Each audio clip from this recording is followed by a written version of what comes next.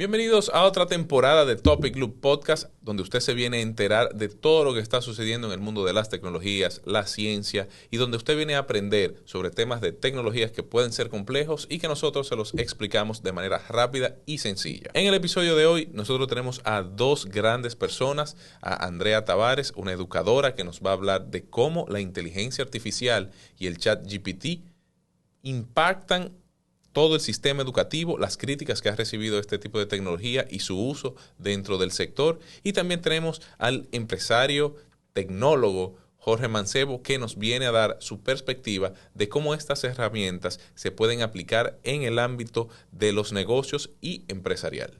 Gracias por venir aquí, gracias Andrea, gracias Jorge por acompañarnos en este episodio en el que nosotros venimos a conversar un poquito sobre todo este tema que para mí terminó el año 2022 siendo el principal tema tecnológico e inició el 2023 siendo lo mismo, el principal tema que más se ha conversado a nivel del sector de las tecnologías, y es el tema de las inteligencias artificiales, el uso de chatbots y cómo esto está disrumpiendo y se dice que podría cambiar tanto la forma como nosotros estamos acostumbrados a consumir, por ejemplo, contenido en la web, y también cómo está disrumpiendo, y para eso Andrea está aquí, ¿verdad?, cómo está impactando en las escuelas a nivel educativo. Jorge, tú eres un experto en chatbot aquí. Para los que no saben, Jorge ¿yo te puedo presentar? Claro, viejo. Socio cofundador de Sendu, y Jorge tiene dentro de su sombrilla de productos un sistema de chatbot bastante interesante. Jorge, ¿cómo se empieza creando un sistema, por ejemplo, de chatbot como tal?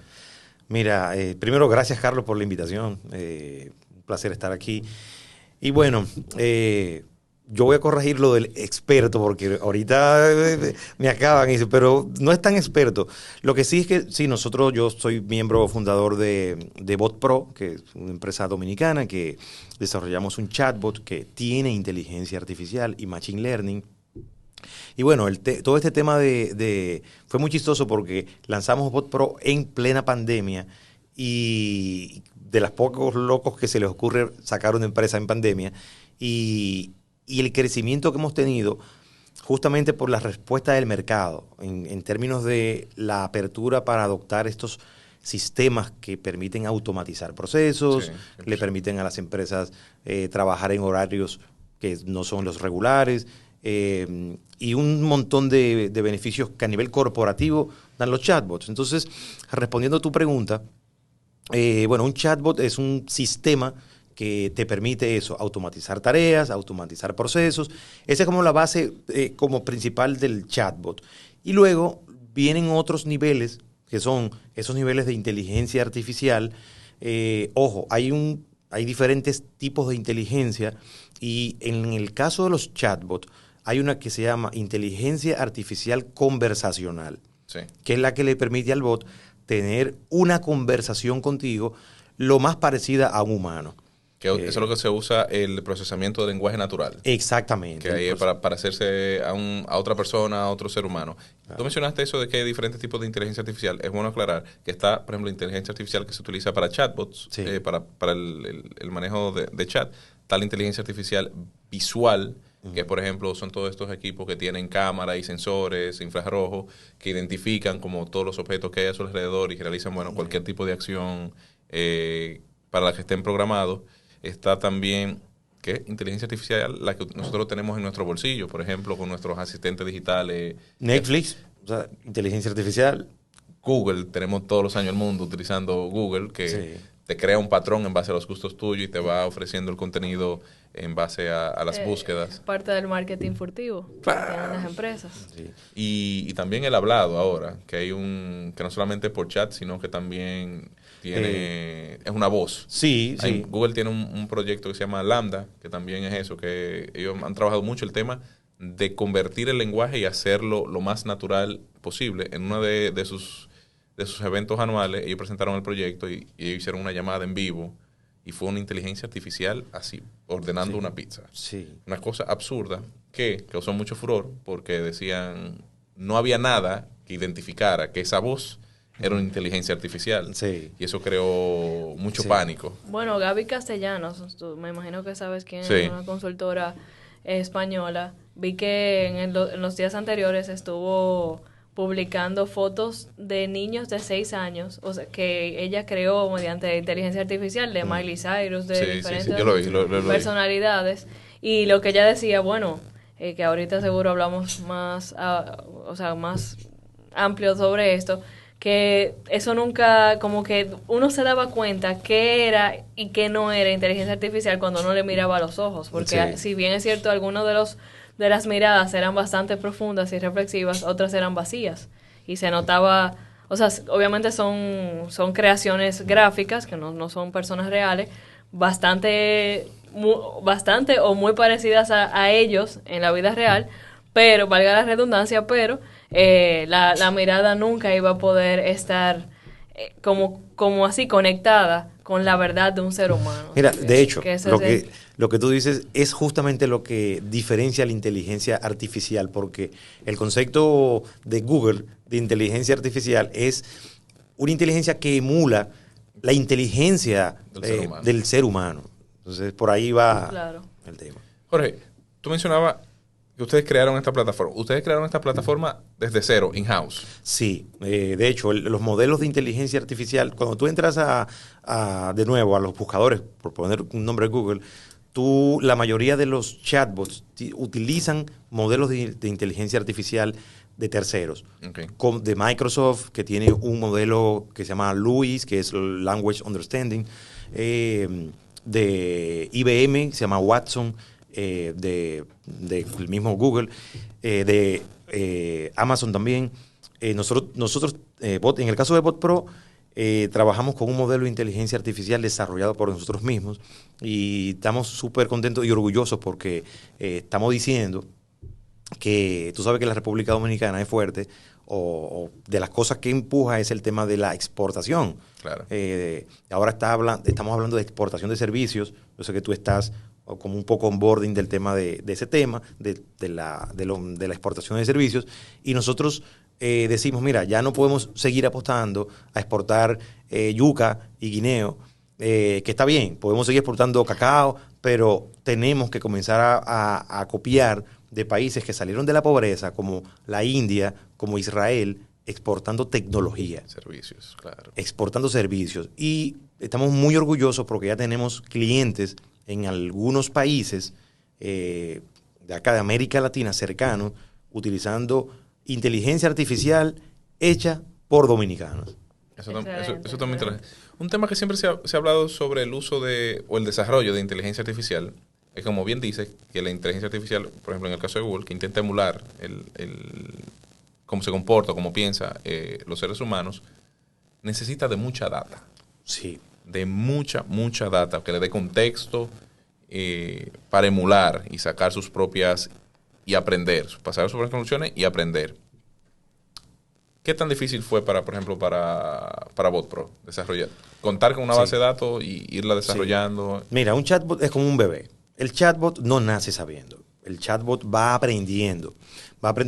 Hay un concepto que se llama análisis de intención que le permite. De hecho, yo sé que vamos a hablar ahorita de ChatGPT.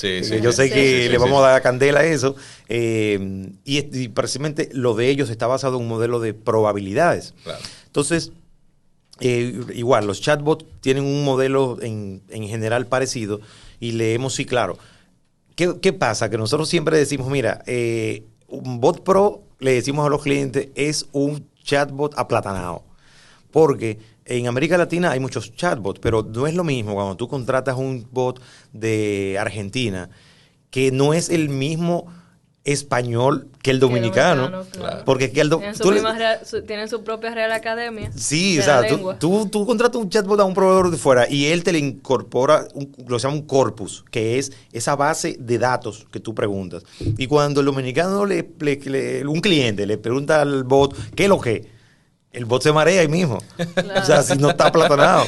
Si no sabe el término, la jerga. Perdone, yo soy de Argentina, no entiendo esto. Exacto. Como me dijo ChatGPT ahorita, yo le dije, hazme una oración para una persona que está enferma. Y me puso, perdone, yo soy un robot, no sé orar, pero la voy a ayudar. Querido señor, y yo...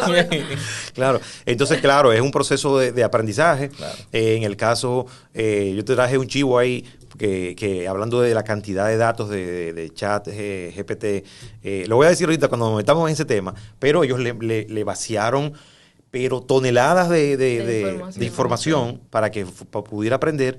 Y en el caso de nosotros, respondiendo a tu pregunta, nosotros le decimos al cliente que el bot, en el caso de nosotros, nace sabiendo un 50%. Okay. Porque ya tiene mucha jerga, todo lo que es el tema dominicano, pero los flujos conversacionales son muy particulares de cada empresa. Claro. Entonces, cada empresa quiere un flujo particular, pero en el caso de nosotros como desarrolladores del bot, logramos hacer algo que se llama Bot Pro Community. Y es que todos los bots aprenden de todo lo que preguntan todos los demás clientes.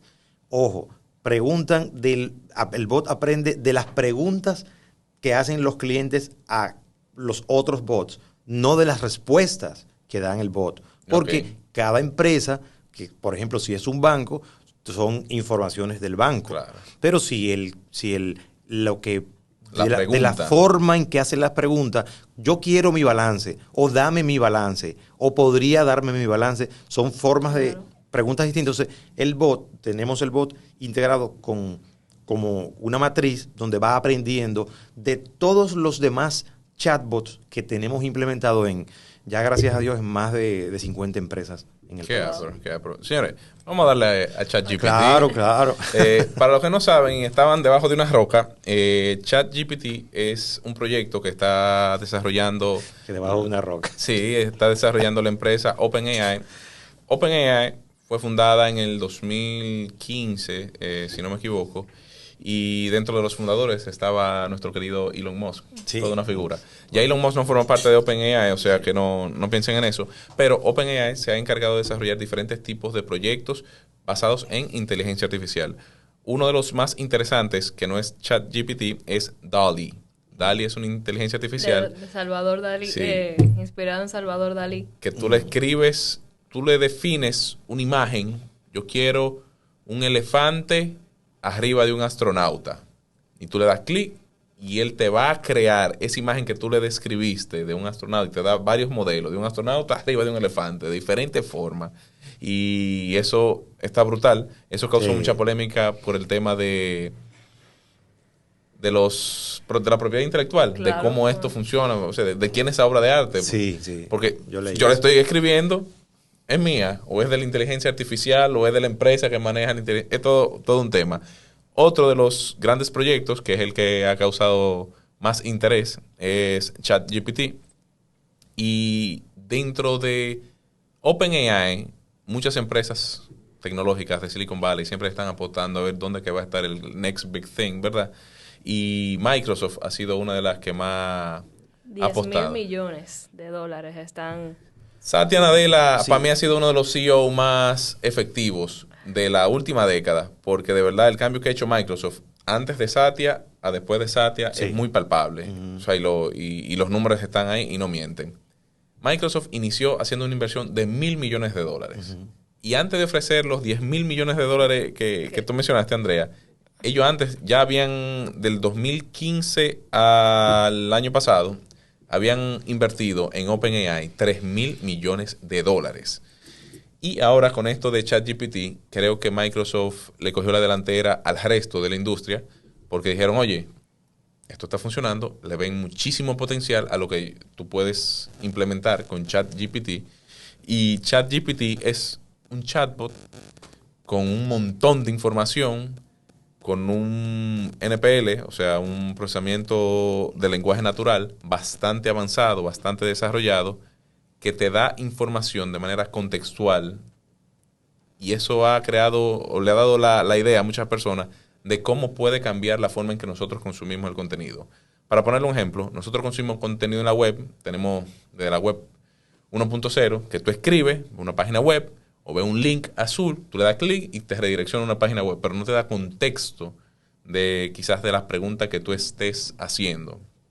Uno, por poner Google, tú pones en Google, ¿cuál es la cantidad de caballos que existen en el mundo? Google te puede buscar un párrafo y te pone un párrafo ahí adelante y te pone muchísimos links debajo de acuerdo con la pregunta que pueden contener las respuestas que tú estás buscando a tu pregunta.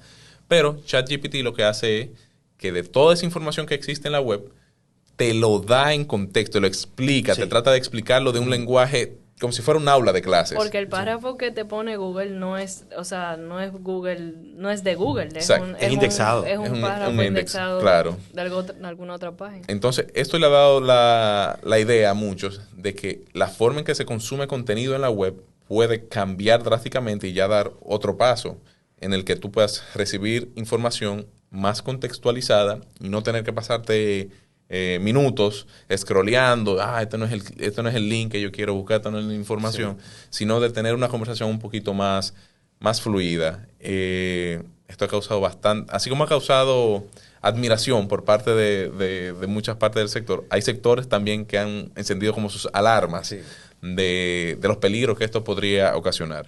Y una de las cosas que tiene negativa el tema por lo menos de ChatGPT hasta ahora, son el tema de las informaciones, que no son, a veces no te da información actualizada, está hasta el 2021. Sí, y no es información a veces correcta. A veces se le inventa la información o como la base de datos que cogió esa información no es la correcta.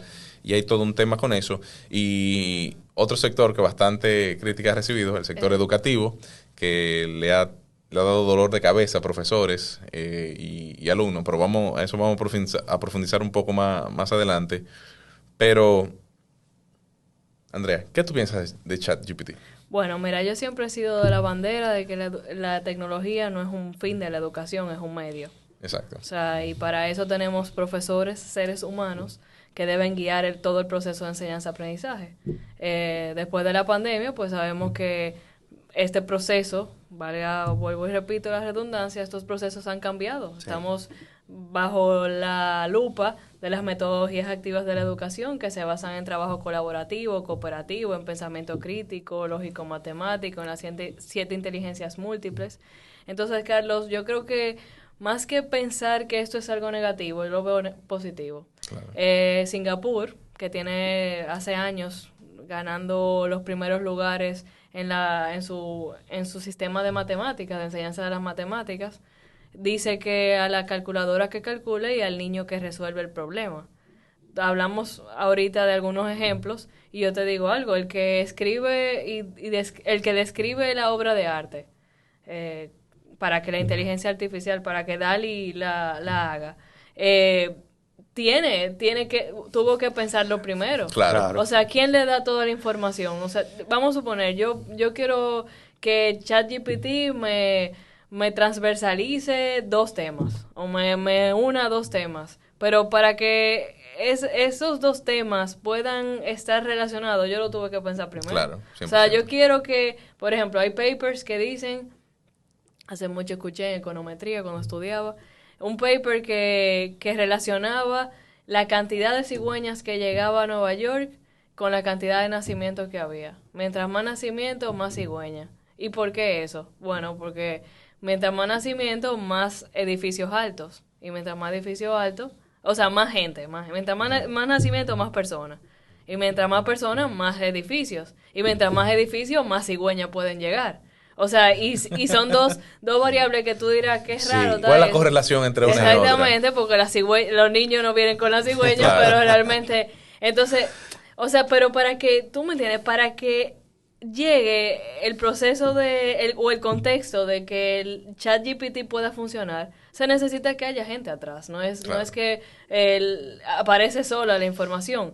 Entonces, lo que hay que es redireccionar esto a que sea un paso verdaderamente positivo. O sea, de hecho nos ayuda a trabajar la ética, la moral dentro de las aulas de clase, a que los profesores también que quieren pasarse la vida, estudiaron 4 años de carrera y no quieren seguirse formando claro. o educando en lo que está pasando, que cambien sus procesos de metodologías. O sea, la enseñanza ya no es tan formal. Los procesos de educación no son tan formales. Hay 3 ramas importantes en el sistema educativo: la formal, la informal y la no formal.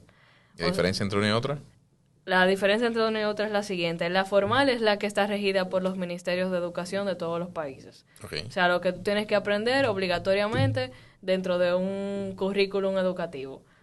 El Ministerio de Educación es el encargado de la educación formal. Okay. La educación no formal es la educación, por ejemplo, que no está regulada, pero que sí tiene un proceso de iniciación y de finalización. Es decir, yo aprendo en una extracurricular guitarra. Okay. Y sí voy a una escuela de guitarra y aprendo guitarra. Tengo un curso formal, pero dentro del sistema no formal. ¿Entiendes? O sea, tiene todo un proceso. Yo tengo que aprender arpegio, después tengo que aprender tal cosa. O sea, está organizada la información. Okay. Si voy a coger clases de equitación también, es parte de la educación no formal. No está dentro del currículum formal, pero está organizada. Okay. Y la informal es TikTok. O Instagram, o vas caminando por la calle y ves un letrero y aprendiste un dato interesante, o lo que nosotros, o sea, cualquier cosa que tú aprendas que no esté ni dentro del sistema formal ni en una clase no formal. O sea, Okay. eso es aprendizaje también. Entonces tenemos que montarnos en ese caballo, señores. Los niños ahora aprenden, ya no, tú ves que muchísimos niños aprenden guitarra viendo videos en YouTube. Sí, Claro. sí. Sí. Y aprenden inglés viendo películas en Netflix. O sea, ya el mundo ha cambiado. Son tiempos en que no es el pez más grande el que se come el pequeño, sino el más veloz, dijo Charles Platt.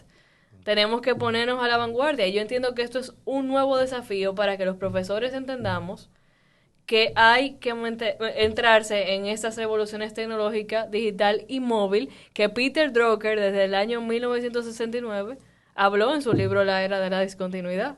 Esto iba a pasar. Claro. Esto iba a pasar. La pandemia nos tomó desapercibidos. Desapercibidos. ¿Por qué? Porque casi ningún sistema educativo estaba preparado para que las clases fueran a distancia. Claro. Pero nos dio bastante de qué hablar. Los papás no se inmiscuyen en los sistemas educativos de sus hijos, en los procesos. Dio bastante dato, varios insights. Los papás Sí. estaban desesperados. ¿Tú vives desesperado, Jorge? No, yo lo manejamos, sí, pero no fue fácil. Sí, no fue retador. fácil, pero además de que no fue fácil, es responsabilidad de todos. O sea, la educación es responsabilidad de Claro. todos. Si todos estuviéramos conectados, ciertas preocupaciones que tiene el sistema educativo ni siquiera habría que tenerlas. Sí. Porque sí. realmente la familia se encarga de lo que se tiene que encargar y la escuela se encarga del contenido, de lo académico y no al revés, aunque sea integral el sistema. Yo entiendo que muchas de esas preocupaciones que ahora se ven con el chat GPT pueden se caen de la mata. La ética, y también te lo dije ahorita, John Maxwell dice que la gente toma... Lo voy a poner más sencillo. Nuestro sistema está marcado por una narcomentalidad. Lo escuché hace 10 o 15 años. Las personas quieren en general las cosas mucho rápido y como sea. Sí. Mucho rápido y como sea. Y aunque ChatGPT viene a darnos contenido mucho rápido y como sea, tengo que sentarme y lentamente entender que eso que yo voy a publicar en mis redes sociales, para eso es lo que lo voy a usar, para hacer posts o para hacer publicaciones o papers que no van a ser científicos, como que era todo, Claro. tiene que estar basado en datos y en métodos Claro. científicos. Si yo voy a hacer eso, yo tengo que analizar. Y el 100%. análisis y el pensamiento crítico no va a quedar atrás. Simplemente se está cortando un espacio. Quizás se va a ver afectado el tema de la lectura comprensiva o positivamente, quizás. Pero que ese ha sido un tema que incluso... La redacción, la cohesión de que se lo de mencionaba, ideas. que eso lo mencionaba mucho en un artículo que escribió Aníbal de Castro, Ah, sí. de que su gran preocupación utilizando ChatGPT era que él entendía que eso se podría convertir o empezar a utilizar por el mismo tema de lo que está sucediendo en las aulas de clase, para que entiendan, profesores de escuelas y de universidades se han quejado de que los estudiantes, cuando le mandan a escribir un essay, un artículo, en vez de ellos fajarse a buscar información y sentarte a escribir y analizar y a creer ese pensamiento crítico, lo que van a ChatGPT y le dicen, mira, escríbeme un essay de 400 palabras sobre el viaje a la luna. Carlos, pero eso no es nada, porque yo te voy a decir una cosa, Santiago Artidello en Intec, que me dio clase de matemática, nos dijo, yo le doy clase a ustedes para que ustedes sepan dónde buscar las respuestas.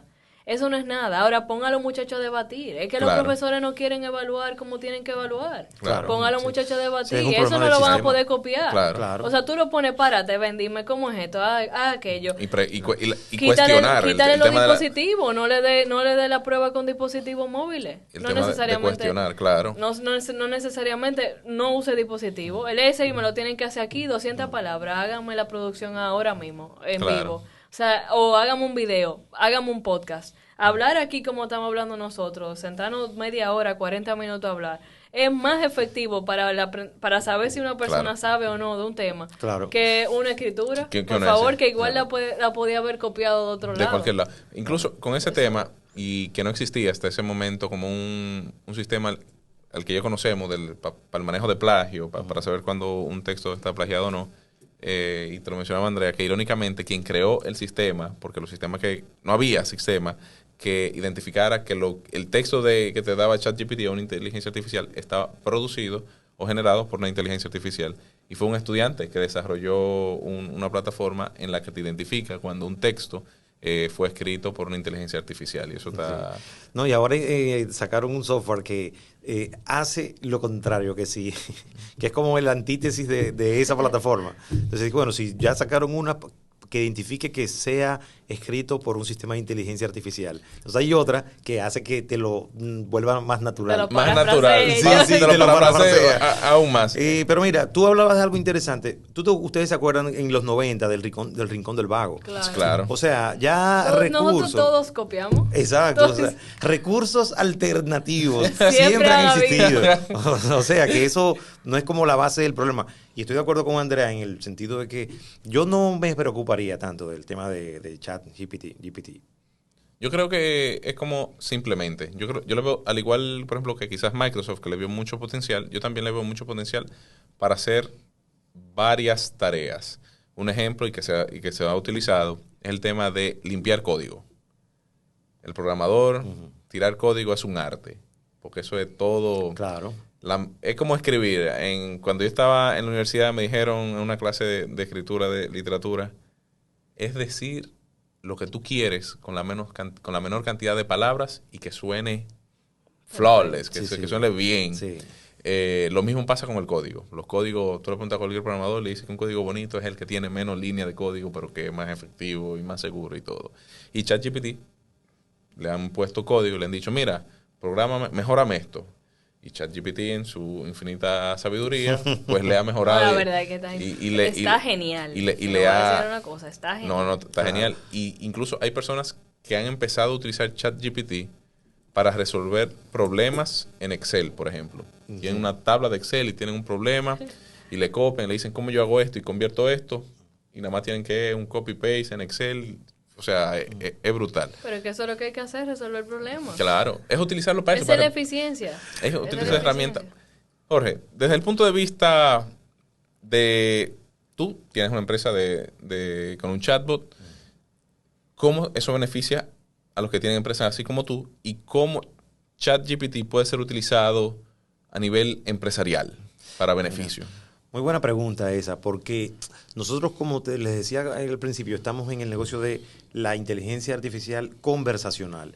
ChatGPT no tiene un modelo de negocios en este momento que te sirva a ti como empresa. Bueno, yo tengo una empresa, yo soy un banco y voy a contratar ChatGPT. No lo tiene. Claro. Tú sí tiene otros servicios, como los que ya conocemos, de generación de datos, pero no tiene el módulo conversacional que te permita a ti decir, yo lo voy a poner en mi página o en WhatsApp para que el bot atienda a personas. Entonces, hasta ahí estamos como tranquilos, aunque de repente mañana sí ya evolucionan.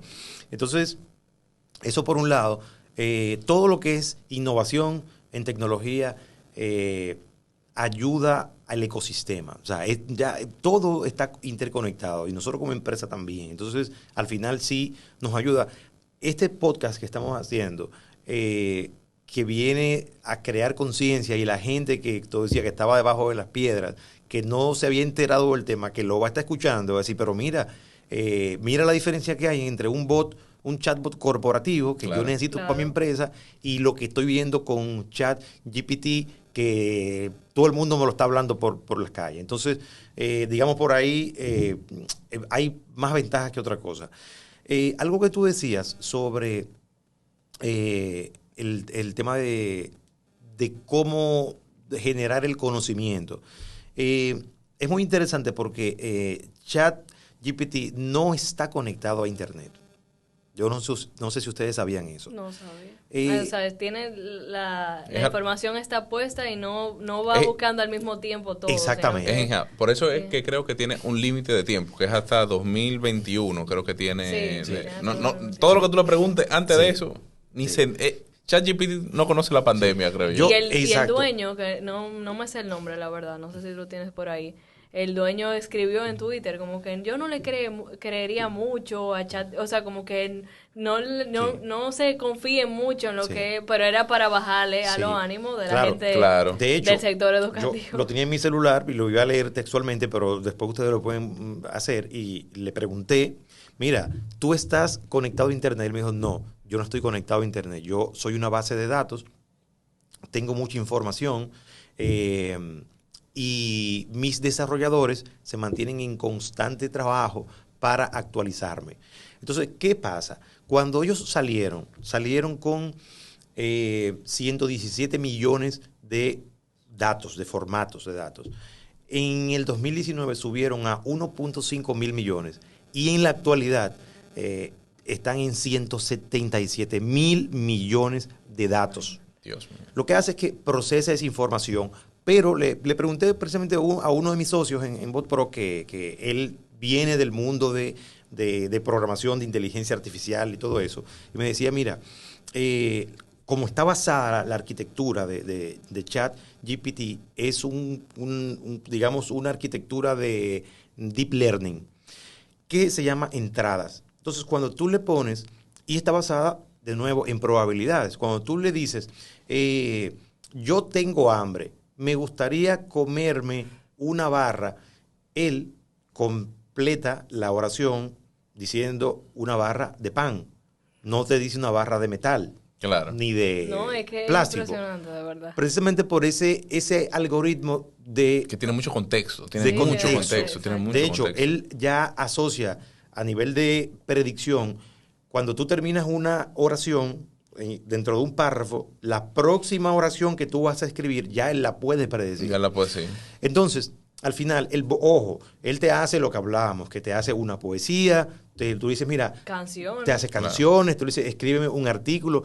Yo sé que vamos a hablar de los retos y amenazas de las posiciones de trabajo, yo sé que vamos a hablar de eso, y una de las, digamos, profesiones que ha hecho mucho ruido es el de los periodistas. Claro. De hecho, Andrés Oppenheimer escribió un artículo donde decía que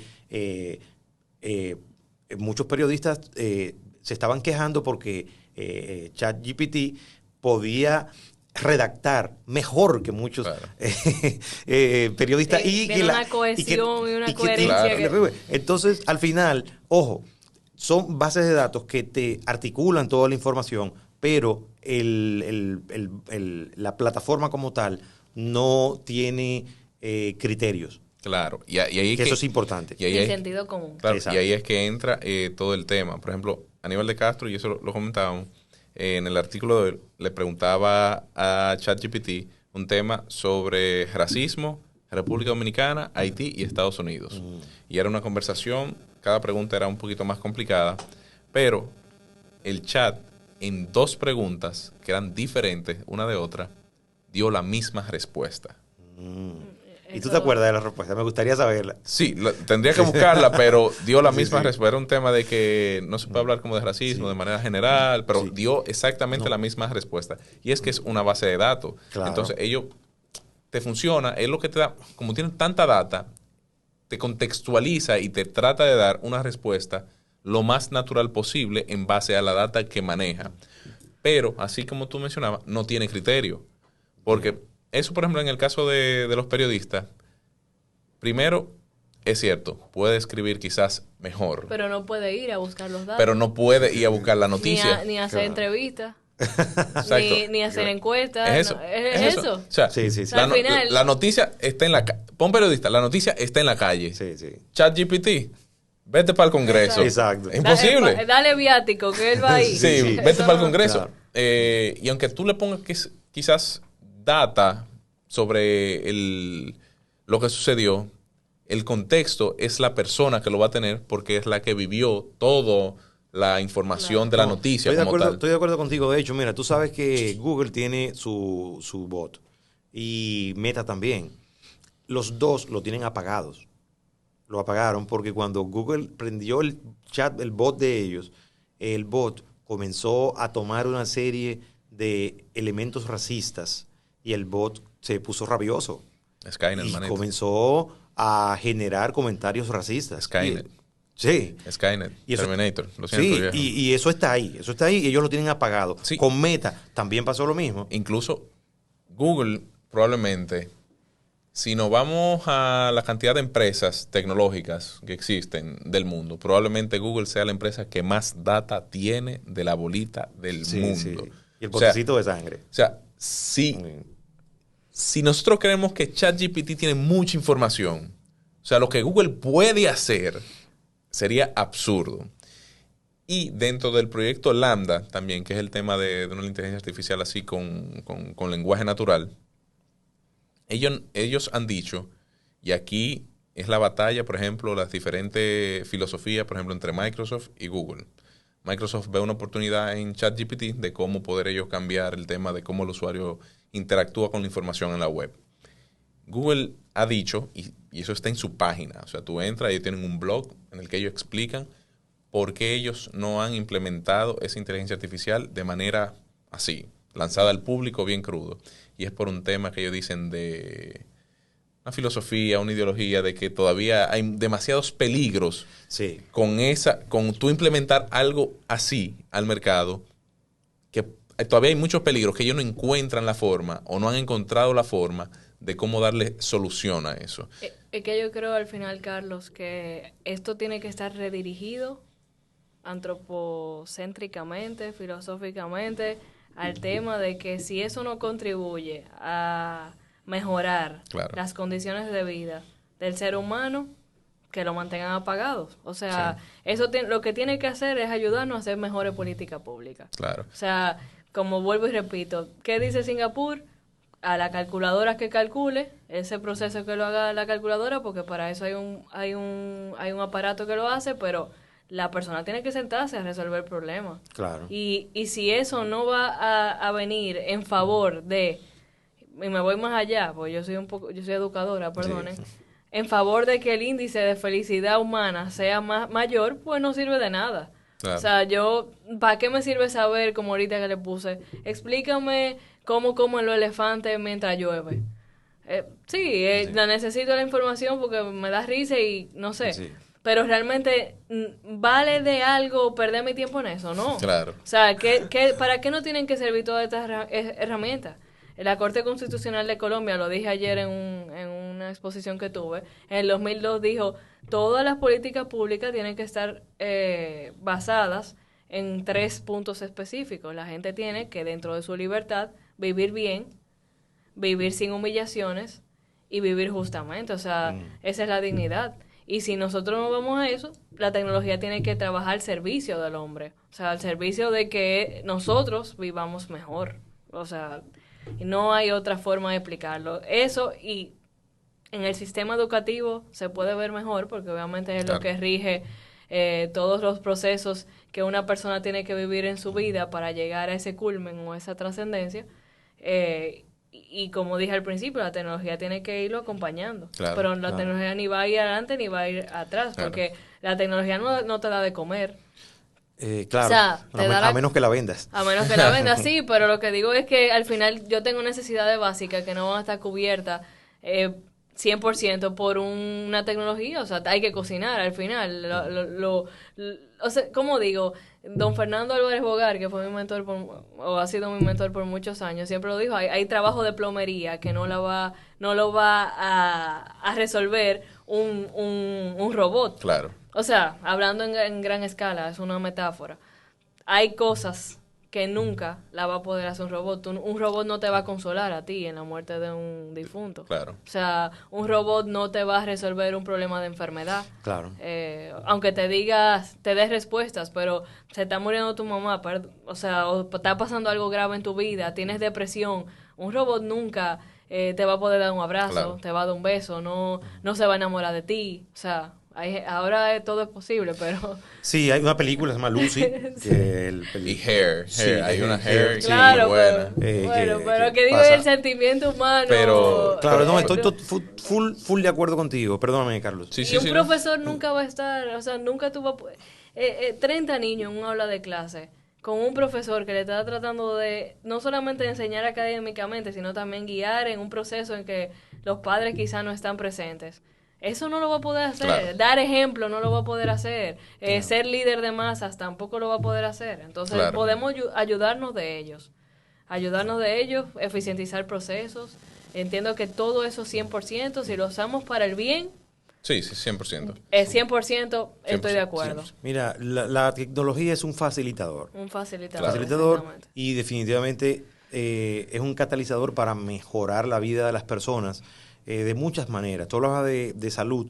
Claro, ahí está el tema de telemedicina, está todo el tema de la nanorobótica en el tema de salud, las operaciones. Illumina, por ejemplo, que te busca los datos de muchísimos enfermos alrededor del mundo y con las mismas condiciones tuyas y te dice, no, vete por aquí, que ese era diabético y mira, se sanó. Y, Claro. Claro, entonces, claro, cuando tú queremos dar un enfoque más existencial, tú dices, pero ¿por qué la gente se enferma? Bueno, hay un gran índice de personas que se enferman por depresión y la depresión no viene asociada a la tecnología. Claro. Entonces, o de repente sí, porque si estás pegado a, por ejemplo, hay una estadística que dice que un adulto en Estados Unidos dura 4 horas en Instagram. Un joven dura 4 horas en internet, dura a promedio un adulto. Y un adolescente dura solo 4 horas en TikTok. Jesus. Oye, el mundo más conectado y más solo. Exactamente. Sí, o sea, totalmente. mi abuela decía, ella es colombiana, entonces había un chiste allá, que los teléfonos, bueno, los que estaban conectados de línea, Sí, sí. los teléfonos de casa, era para cortar distancia, no para alargarlas, porque uno llegaba al colegio y pasábamos 12 horas, 8 horas ahí conectados. Sí, 100%. O sea, realmente, y a veces no nos ponemos atención nosotros mismos por estar con un celular. Con En la gente que misma necesita- mesa. En la misma mesa. Sí, sentados. en la misma 100%, mesa. Entonces claro. eso hay que buscar la manera de redireccionar esto al bien. Claro. Y mira, un tema que no quiero dejar son dos. El tema legal y el tema de los Laboral. trabajos, Ajá. de los laborales. Todas estas crisis o las críticas que han surgido a raíz de ChatGPT, no son nuevas. Incluso la Unión Europea, que probablemente en el mundo sea quien lleve más adelante que el resto de los países el tema a nivel legislativo, con el uso de las tecnologías, GDPR, que es una legislación para el tema del uso y protección de la data en la web, que surgió por causa de Cambridge Analytica durante sí. las elecciones. Sí. Y han sido como muy pioneros en el aspecto legal de regular todos los temas que tienen que ver con tecnología. Y a raíz de esto, en la Unión Europea se está conociendo un proyecto de ley que es para regular el uso y los límites de la implementación de inteligencia artificial, que probablemente será pionera en ese aspecto y que no nos sorprendamos si otros países del mundo intentan emular eso, al igual que sucedió con GDPR, que salió de Europa y al final en Estados Unidos, por ejemplo, el estado de California creó su propia ley tomando de referencia la ley del GDPR en Europa. Entonces, con esto, Jorge, ¿cómo tú ves el tema legal del manejo de la data, necesita data, almacena data de los usuarios, todos esos sistemas de chat. A nivel legal, ¿cómo tú ves la adopción, o sea, la minería de datos y cómo se utiliza esa data para convertirla en información? Yo pensé que esa pregunta tú se le ibas a hacer a Andrea, pero es mentira. Mira, de hecho, es muy buena tu pregunta porque yo acabo de venir de Argentina hace poco, donde participé en el Argentina FinTech Forum, Okay. un evento regional donde participan una serie de cámaras y asociaciones FinTech, y donde se está hablando del concepto de Open Data y de Open Finance, que es un concepto más orientado al tema de la banca.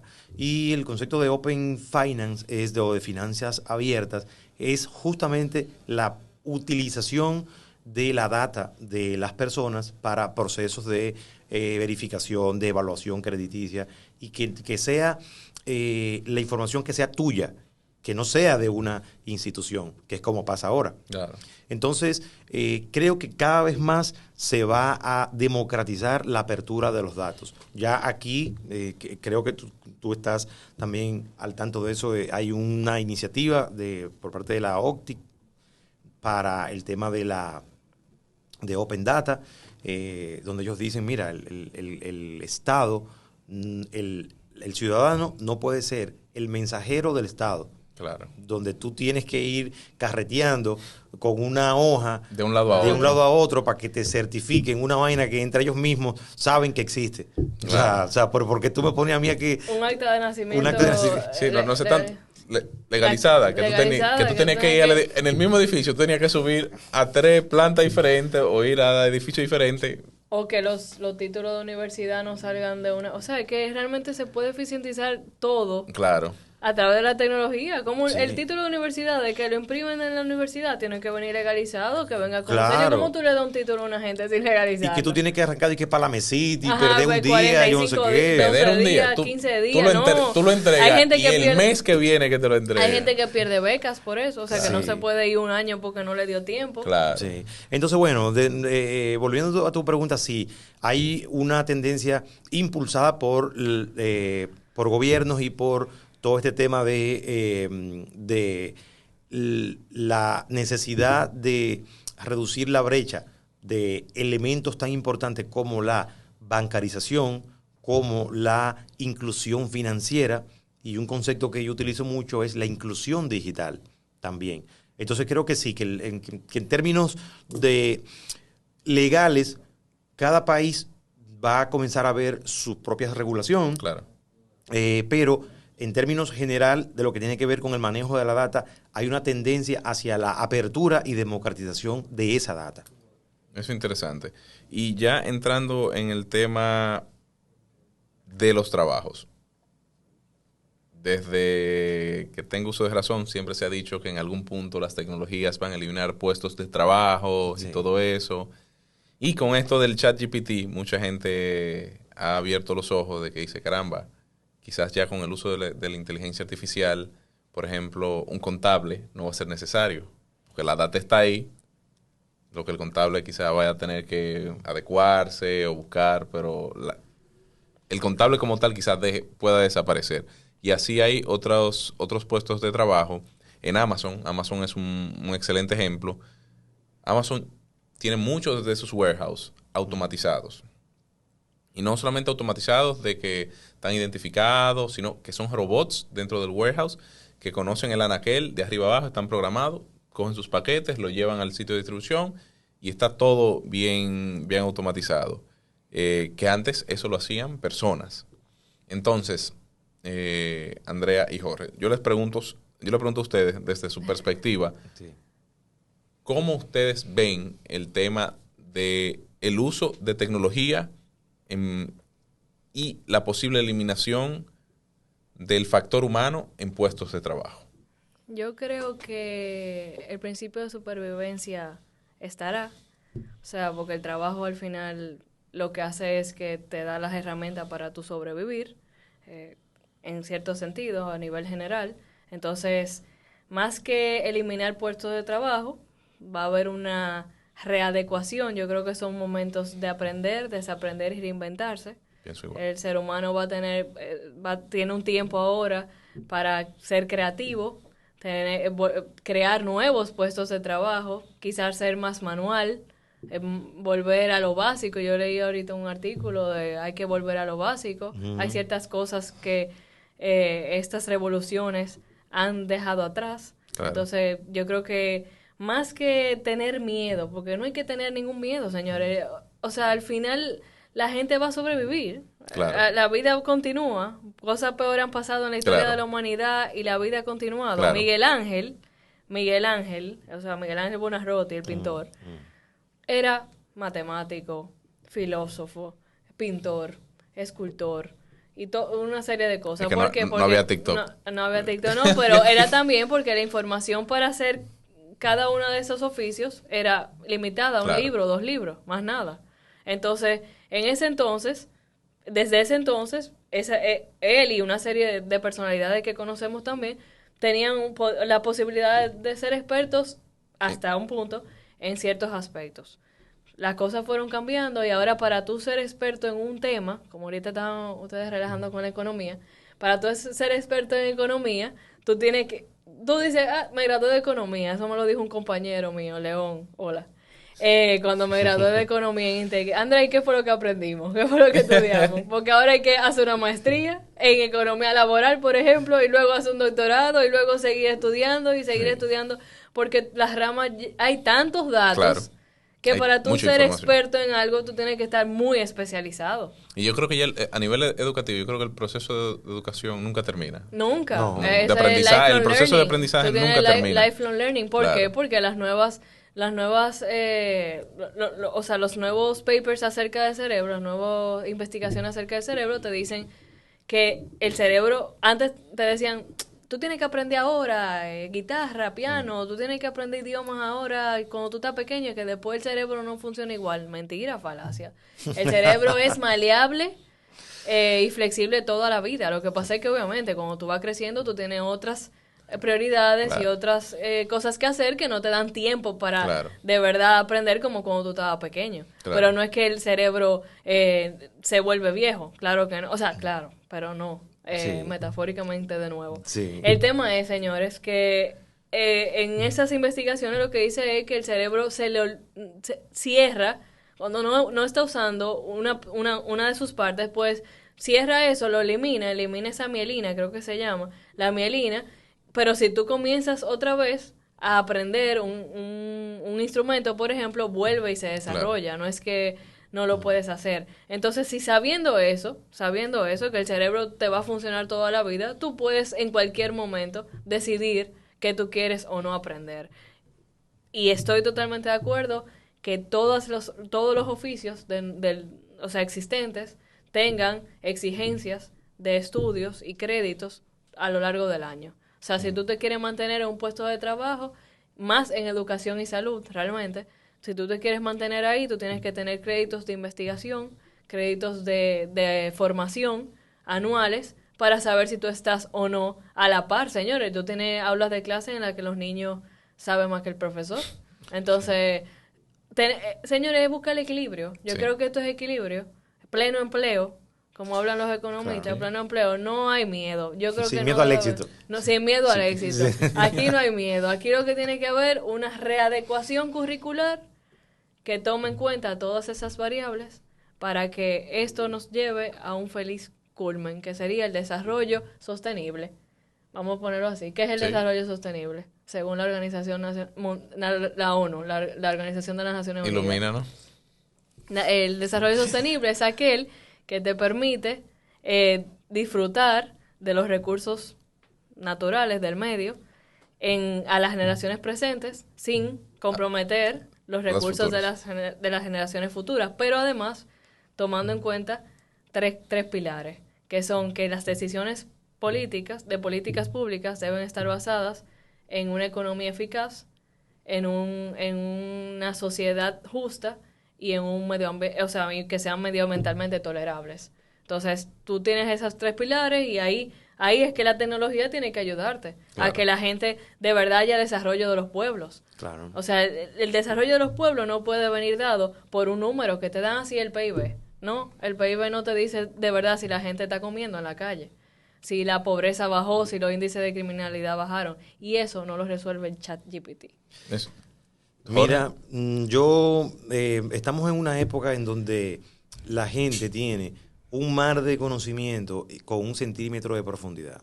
Así es. Es decir, todo el mundo sabe de todo y de nada a la vez, ¿cierto? Entonces tú te sientas con un dominicano, Boruga siempre bromea diciendo, mira, el dominicano se sienta en una silla de plástico, un colmado, y él te habla de lo que tú quieras. De la guerra de Irak, vamos arriba. De la guerra de Rusia, vamos arriba. Todo, el dominicano es el único que sabe de todo. Pero, de nuevo, con 1 centímetro de profundidad. Y yo, un poco lo que tú decías, el único requisito para aprender es no saber. Así es. Entonces, tenemos un reto en para esta generación, es el de poder capacitarse, poder especializarse y poder agregar valor. Porque, si no, vamos con respecto al tema de la amenaza de ser desplazado por una máquina, desde la primera revolución industrial, venimos, no desde que tú naciste, desde la primera revolución industrial, venimos escuchando, los sindicatos, las huelgas. ¿Y qué ha pasado? La gente se reinventa. Se reinventa. Y la tecnología ayuda a eso. Cuando apareció, qué sé yo, el tractor, entonces desplazó a una serie de campesinos, y esos campesinos se formaron y se volvieron agricultores, y comenzaron a sembrar otras cosas. Un buen ejemplo, quien hacía la silla y la herradura de los caballos, cuando aparecieron los vehículos, ¿qué tuvo que hacer? Aprender a ser mecánico. Claro. Pero antes pasaba una guaguita anunciadora por las casas diciendo amolador, que amolaba cuchillos. Ya nadie. Eso en Amazon tú consigues un amolador de $50. O te compras un cuchillo nuevo porque valen $2. Claro. Exacto. Por eso desarrollo sostenible, el consumismo. Ya la gente no quiere arreglar nada, hay que arreglar cosas. O sea, hay que volver un poco también a lo básico. Claro, entonces la tecnología ayuda. Te voy a poner 2 ejemplos. Mira, tú que hablabas de Colombia. En Colombia, un grupo de pescadores adoptó una tecnología de GPS. Y el GPS le decía dónde estaba a nivel de georreferenciación las aguas más cálidas, que es donde generalmente van los peces. Y evidentemente la vida les cambió porque su resultado al pescar se duplicó, porque estaban los bancos de peces de acuerdo a la temperatura donde ellos se sentían más cómodos. Eso es un ejemplo cómo la tecnología cambia la vida de las personas. Claro. Luego sabes que Colombia tiene una parte de el tema de cafetaleros, muy fuerte, y los cafeteros que estaban en las montañas tenían un proceso de venta de café que era a través de unos brokers, y digamos que los engañaban porque ellos no conocían el precio de mercado del café. La asociación de cafeteros se reunió y dijo, vamos a mandarle a cada campesino que trabaja en el área del café un SMS, un mini mensaje, diciéndole el precio del café del día. De manera, cuando esos señores bajaban de la montaña en la mañana, ya ellos iban con el precio referenciado y tenían capacidad de negociación, porque estaban informados. Mira cómo les cambió la vida a esos campesinos un mini mensaje en su celular, que no era un smartphone, era un maquito, y ahí recibían el SMS. Brutal. Entonces, de nuevo, hablábamos al principio, la tecnología es un medio, no un fin. Y lo que hay que saber, cómo tú puedes capitalizar la tecnología en tu entorno. Todo volviendo al tema de la inteligencia artificial, que es como el hilo conductor de la conversación. La inteligencia artificial se aplica a los semáforos, se aplica al tránsito, al orden, a la agricultura. Aquí hay unos semáforos en Santo Domingo que dicen que son inteligentes, que yo nunca... No sabemos. Yo tengo graves dudas de que sean inteligentes, pero además que ponen un AME debajo del semáforo, que tampoco y con el semáforo prendido, que tampoco nunca he entendido eso. Pero bueno, La inteligencia artificial sirve para eso, Claro. para generar nuevas rutas, todo este tema de Waze y todos estos sistemas de De GPS. geolocalización, claro. Usan inteligencia artificial y te recomiendan cuáles son las mejores rutas en base a algoritmos y todo eso. Entonces, yo no quiero, hay gente que anda satanizando la inteligencia artificial porque nos van a sustituir. No, señor, o sea, a nadie lo va a sustituir. Cuando usted haga un trabajo que agregue valor, que no sea un trabajo repetitivo, que se pueda automatizar. Claro. En el caso de nosotros, cuando nos preguntan las empresas, oye, y yo tengo una secretaria, ¿y qué hago con ella? Porque el chatbot ahora va a poder responder el horario de la empresa, la dirección de la empresa. Y yo le digo, pero señor, ¿usted de verdad necesita una secretaria para eso? No, por favor, reinvente la posición de esa joven o de ese joven y póngalo en un rol dentro de la empresa donde Que le le agregue más agregue valor. valor. Claro, que le agregue y ella valor. misma, que ella sepa que ella puede más de ahí. Claro. Porque hay gente que se pasa la vida entera, que no es por juzgar, tomando un teléfono. Exacto. Que quizá podría haber sido más, Claro. tener una vida un poco más productiva, Claro. en sentido académico, en sentido intelectual. O sea, yo creo que el mundo, Carlos y Jorge, desde inicios de la humanidad, ha tenido muchísimas crisis. Claro. O sea, haciendo un recuento rápido de los siglos XVI, XVII, XVIII, todas las guerras, revoluciones, que siempre han sido conflictos, o sea, conflictos que se resuelven con armas, pero realmente vienen de conflictos de intereses bastante intrínsecos del egoísmo humano. Claro. Y nada de eso va a poder ser sustituido. O sea, esto lo que nos tiene que ayudar es, ok, viene un conflicto por ahí a nivel de mercado. Vamos a preguntar a ChatGPT cuáles han sido los antecedentes y cómo podemos resolverlo. Porque esto al final sería, eso es teoría de juegos. Claro. La teoría de juegos es así. Claro. Cómo juega uno, cómo juega el otro. Eso, que nos dé herramientas, el arte de la guerra. Claro, Claro. y para la solución de problemas, o sea, y todas estas herramientas de inteligencia artificial, al final lo que le tenemos que dar es data y que esa inteligencia artificial pueda darnos insights, que con esa información nosotros vamos a tomar las mejores decisiones. Exactamente. Creo que también, a tu punto, Andrea, creo que la idiosincrasia del ser humano debe de cambiar, no solamente utilizar estas herramientas, no para beneficio, siempre se va a usar para beneficio, pero no para desaprender, como quizás... para la intrascendencia. Exacto. Vamos a usarlo para cosas más elevadas. Claro. Exacto. Y en términos, por ejemplo, empresarial, usar estas herramientas para agregarle valor a la marca, a la empresa y soluciones a los consumidores que están contigo. Yeah. Y creo que lo que sí también hay que cambiar, irónicamente, y es cambiar cómo piensa el ser humano en términos del temor al cambio. El ser humano siempre le teme al cambio y por eso no simplemente es con este uso de tecnología, es incluso algo tan básico como cambiar de trabajo. Cuando a una persona se le cruza hoy cambiar de trabajo, le llegan todas esas cuestionantes, esos pensamientos que dicen, caramba, sí, lo voy. Y ese miedo al cambio detiene mucho del avance de las personas como tal. Entonces... Lo más importante es que eso es lo único inevitable, el cambio. El cambio. El cambio, claro. Así es. Entonces, creo que ha sido una conversación que se puede repetir. Claro. Sí, claro. Creo que tenemos... 2.0. Creo Cuando que salga la actualización. Sí, creo que podemos sentarnos y hablar muchísimo más. Yo quiero agradecerle a ustedes ambos por venir aquí. Este es el primer episodio de la nueva temporada del podcast, así que algunas conclusiones finales de lado y lado. Las damas, cliché. Porque como queremos cambiar el sistema, ¿verdad? Ya vamos a quitar eso y que las damas primero. ¿Qué tú piensas? Sí, vamos a quitarlo. Exacto, está bien. Ejecuta, Jorge.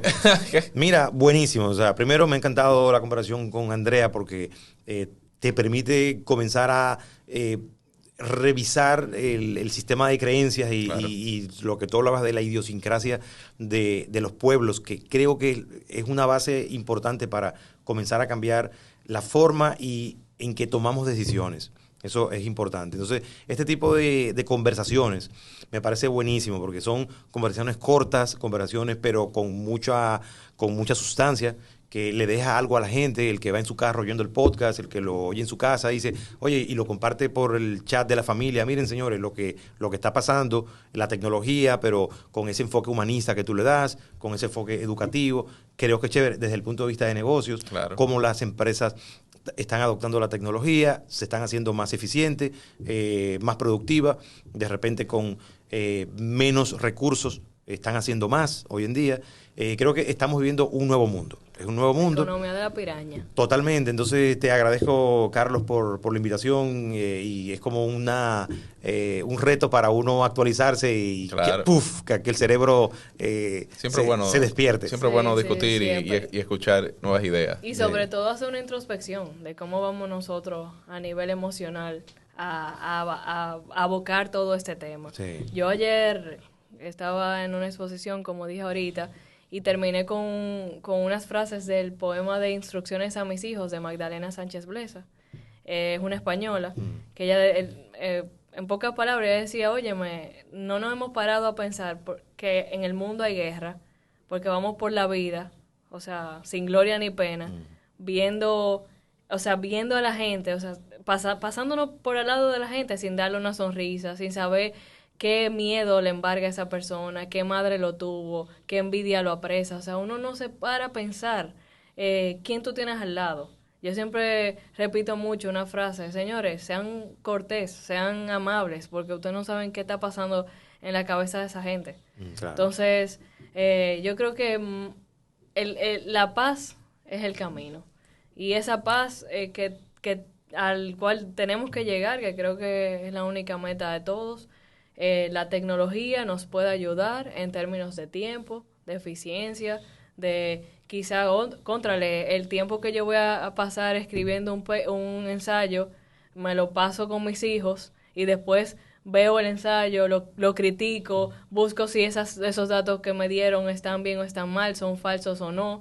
Igual hay un trabajo de análisis que como quiera tengo que hacer. Claro. Entonces quizás es redireccionar y ver de qué manera, señores, nosotros vamos a dejar este mundo mejor de como lo encontramos. O sea, eso yo creo que al final es la base de todo.